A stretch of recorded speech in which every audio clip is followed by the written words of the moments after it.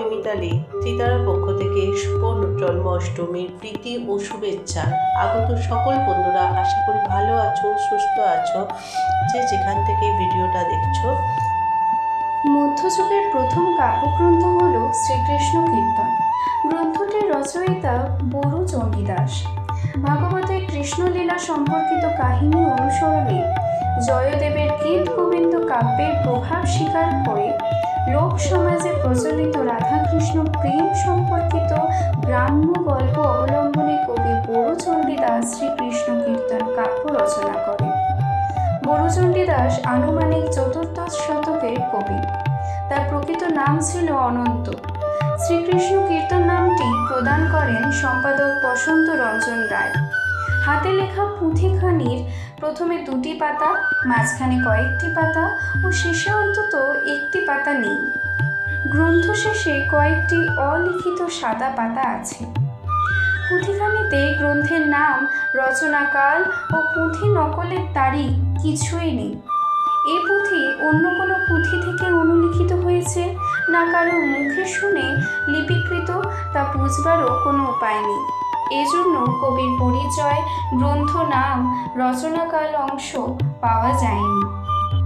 পুঁথির 452 পৃষ্ঠার মাঝে 45 পৃষ্ঠাও পাওয়া যায়নি।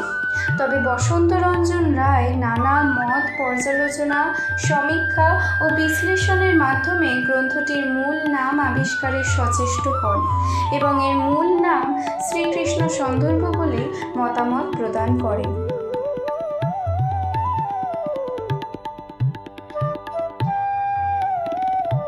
শ্রীকৃষ্ণ কীর্তন কাব্যটি 13 খণ্ডে বিভক্ত।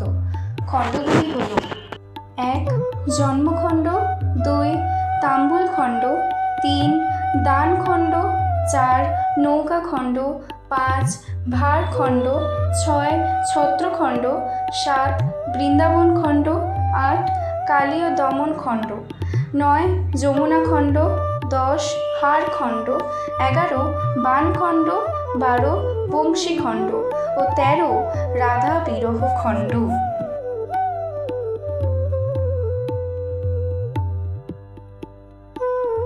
আজ ভগবান শ্রীনারায়ণ শ্রীকৃষ্ণ রূপে মর্তে জন্মগ্রহণ করেছিলেন। সেই জন্মতিথি উপলক্ষে শ্রীকৃষ্ণ কীর্তন কাব্যগ্রন্থের প্রথম খণ্ড জন্মখণ্ড আজ আপনাদের মাঝে আমি পাঠ করে শোনাব। আশা করি আপনাদের সকলের ভালো লাগবে।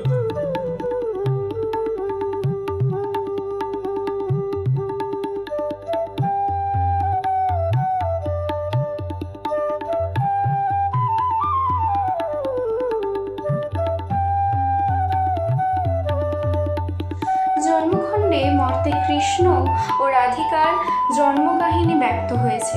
শ্রীকৃষ্ণ পাপী কংস রাজাকে বধ করার জন্য দেবকী ও বাসুদেবের সন্তান হিসেবে জন্ম নেয়।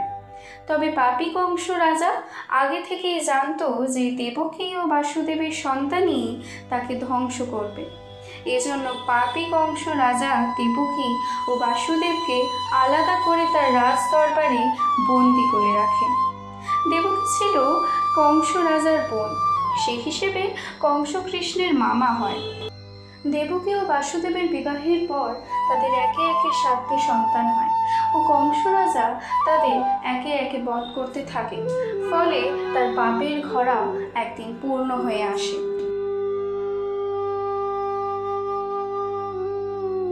ঠিক একইভাবে কংসরাজ শ্রীকৃষ্ণের জন্মের অপেক্ষায় ছিলেন, তাকে বধ করবার অপেক্ষায় ছিলেন। ঠিক একইভাবে কংসরাজ ছিলেন শ্রীকৃষ্ণের জন্মের অপেক্ষায়, তাকে বধ করবার অপেক্ষায়। শ্রীকৃষ্ণ তার জন্মের পর তার দৈবিক শক্তি দ্বারা সকল সেনাকে সেই জেলখানার অচেতন করে মধ্যরাতে সেই ঝড় জলের মধ্যে দিয়ে নন্দের আলয় নিজের পথ করে নেন। দেবকী ও বাসুদেব তাদের সন্তান কৃষ্ণকে গোপনে তাকে অনেক দূরে বৃন্দাবনে জনৈক নন্দগোপের ঘরে রেখে আসে। সেখানে কৃষ্ণ বড় হতে থাকে। সেখানে দৈব ইচ্ছায় আরেক কুপসাগর গোয়ালার স্ত্রী পদ্মার গর্ভে জন্ম নেয় রাধা। দৈব নির্দেশেই বালিকা বয়সে নপুংসক অভিমন্যু বা আয়ান ঘোষের সঙ্গে রাধার বিবাহ হয়। আয়ান গোচারণ করতে গেলে বৃদ্ধা পিসি বড়াইকে রাধার তত্ত্বাবধানে রাখা হয়।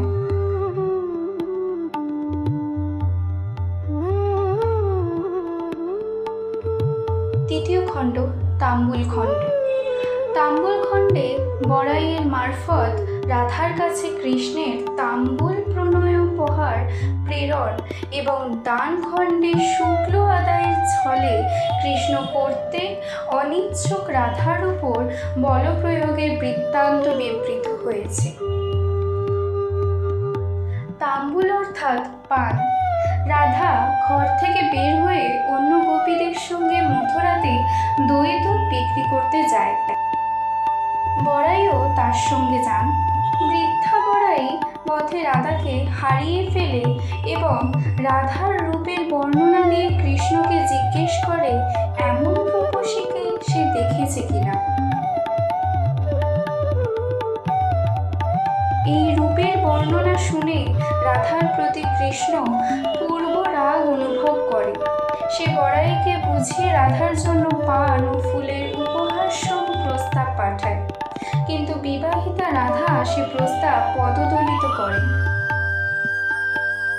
বড়াই সে চুল পাকা মহিলা, তার আকৃতি যেমন বিভৎস প্রকৃতিও সেরূপ। বড়াইকে আত্মীয় জ্ঞানে রাধার রক্ষণার্থে নিযুক্ত করা হয়, কিন্তু রক্ষকই ভক্ষক হয়েছে। রাধাকে স্বচক্ষে না দেখে বড়াইয়ের মুখে তার রূপ যৌবনের কথা শুনে কৃষ্ণ তাকে পেতে যান। আজকের কথা যদি আপনাদের ভালো লেগে থাকে তাহলে লাইক, শেয়ার, কমেন্ট করতে ভুলবেন না। আমার একটু শরীর খারাপ থাকার জন্য আমার মেয়ে আজকে কণ্ঠ দিয়েছে, নাম প্রযুক্তা ঘোষ। আজকে এখান পর্যন্তই, দেখা হচ্ছে নেক্সট ভিডিওতে। টাটা।